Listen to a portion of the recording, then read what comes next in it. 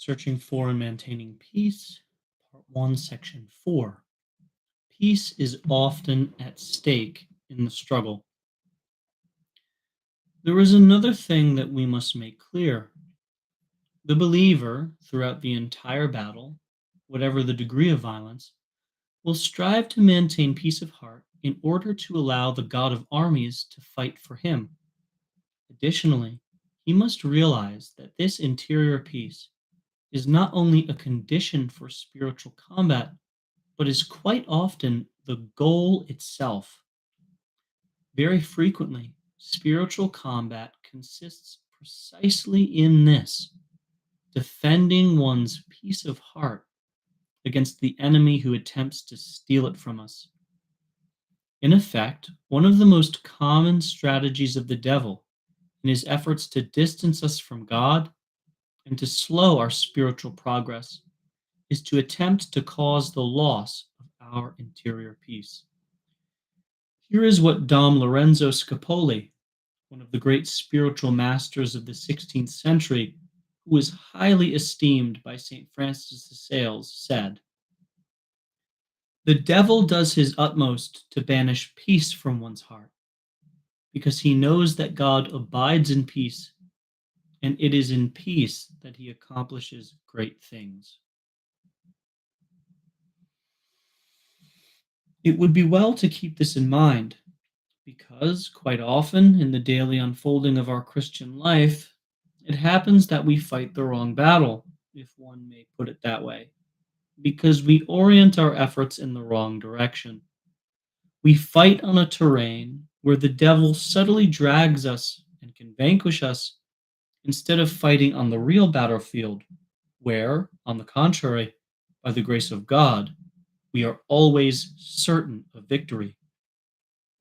And this is one of the great secrets of spiritual combat: to avoid fighting the wrong battle, to know how to discern, despite the ruses of our adversary, which is the real battlefield, what we truly have to struggle against, and where we must place our efforts. We believe, for example, that to win the spiritual battle, we must vanquish all our faults, never succumb to temptation, have no more weaknesses or shortcomings. But on such a terrain, we are sure to be vanquished, because who among us can pretend never to fall? And it is certainly not this that God demands of us, for he knows of what we are made. He remembers we are dust. Psalm 103. On the contrary, the real spiritual battle, rather than the pursuit of invincibility or some other absolute infallibility beyond our capacity, consists principally in learning, without becoming too discouraged, to accept falling occasionally, and not to lose our peace of heart if we should happen to do so lamentably, not to become excessively sad regarding our defeats, and to know how to rebound from our falls to an even higher level.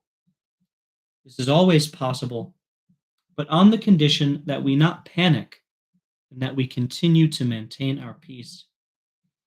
One could then, with reason, enunciate this principle: the first goal of spiritual combat, that toward which our efforts must above all else be directed, is not to always obtain a victory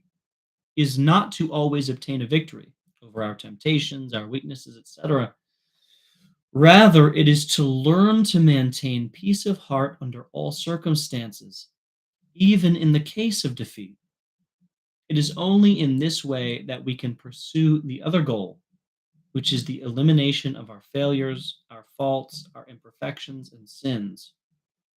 This is ultimately the victory that we must want and desire, knowing, however, that it is not by our own strength that we will obtain it, and, therefore, not pretending that we can obtain it immediately.